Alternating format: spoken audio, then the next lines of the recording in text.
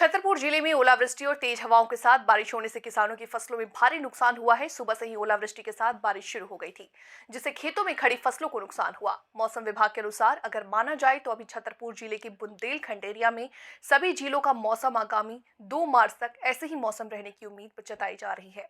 वहीं पर किसानों ने अपनी दास्ता बताई है कि गढ़ी मल्हारा, झमटुली, बमीठा, हजारपुर, गड़ा कटारा, ओटापुरवा, पिपरिया, बरदियाओं, डगनिया, कोढ़न क्षेत्र के 1 दर्जन गांव में ओलावृष्टि से किसानों की फसलों को भारी नुकसान हुआ। ओलावृष्टि से किसानों की फसलों में नुकसान होने से किसानों में मध्य प्रदेश सरकार से मुआवजे की मांग की है। नुकसान हुआ आज ओले में? बारिश में बहुत नुकसान हो गया। कम से कम लगभग गेहूं में हुआ है 60-70% के लगभग। पूरे गेहूं गिर गए और उनके दाने अलग अलग फूट गए। अच्छा, तो क्या सरकार से क्या मदद मांगेंगे? क्या सरकार से ये विनम्र निवेदन है कि कुछ मदद करें किसानों की। लेके जो कछु बने सो मदद करो हमारे की गरीब आदमी की है। भगवान तुम्हारे ही है, आप ही हो, कछु सुन लो हमारे की गरीब आदमी के, किसान आदमी की। बताओ ये कोई फसल नहीं मिल पाई हमें। पटवारी से बात हुई है आपकी? अब पटवारी जी से बात तो भाई है, अब यही काट के चलो मिल है।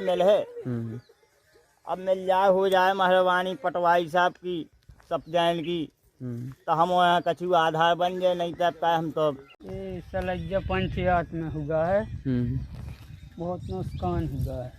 देखो गाँव देख कैसा है, खाने के लिए मोहताज हो गए। तो आपकी पटवारी से बात हुई है सर्वे के लिए? क्या अब हुई तो है, कह रहे थे अभी देखो। सरकार से क्या मदद मांगेंगे? अब मांगेंगे जो कुछ दे देंगे। कितने % नुकसान हुआ? नुकसान तो बहुत हो गया है, 50-60%। अच्छा, कौन कौन सी फसल में हुआ लगभग? सबसे ज़्यादा कौन फसल में हुआ? सबसे ज़्यादा राई में पहुँचा। राई में कितने % हो? यानी अमला है और जो सर्वे दल होते हैं वो जाकर के क्षेत्र का दौरा करें, तो संपूर्ण मैदानी अमला जिसमें पटवारी हैं, कृषि विभाग के RAO हैं और ग्राम कोटवार सचिव, ये सभी लोग जो ओला प्रभावित क्षेत्र हैं, ग्राम हैं, वहाँ पर फील्ड पर हैं, फसल क्षति का आकलन कर रहे हैं। सर, जो फसल खराब होगी उसमें कितना क्या मुआवजा मिलता है, कोई निर्धारित किया जाता है? जी हाँ, अभी तो जो ओला की सूचना मिली हुई है उसमें अभी तो आकलन चल रहा है।